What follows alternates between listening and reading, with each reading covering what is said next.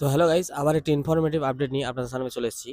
অন্নপূর্ণা উপভোক্তাদের জন্য আবার একটি নতুন সমস্যা। 20 তারিখ পেরিয়ে গেলেও এখনও কিন্তু অনেক উপভোক্তার অ্যাকাউন্টে অন্নপূর্ণা যোজনা 3,000 টাকা ঢোকেনি।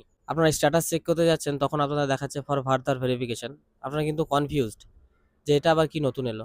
Under process, under inquiry, approve, payment failure এসব গিয়েছে, আবার ফর ফার্দার ভেরিফিকেশন। এটার মানে কি? এটার মানে হলো আপনার এখনও যাচাই বাছাই কাজ বাকি আছে, বা এখনও কিছু যাচাই বাছাই কাজ চলবে, বা কোনো ডকুমেন্টস এখনও লাগবে, সেরকম কিছু ব্যাপার।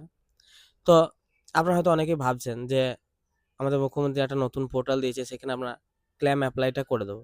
কিন্তু একটা জিনিস হয়তো আপনারা দেখেন নাই, যে ক্লেম অ্যাপ্লিকেশন করতে গেলে আপনার অ্যাপ্লিকেশনটা কিন্তু রিজেক্টেড হওয়া খুব দরকার, তবে আপনি ক্লেম অ্যাপ্লিকেশন করতে পারবেন। তো আপনার যেহেতু এখন ফর ফার্দার ভেরিফিকেশন আছে, আপনি কিন্তু ক্লেম অ্যাপ্লিকেশনও করতে পারবেন না।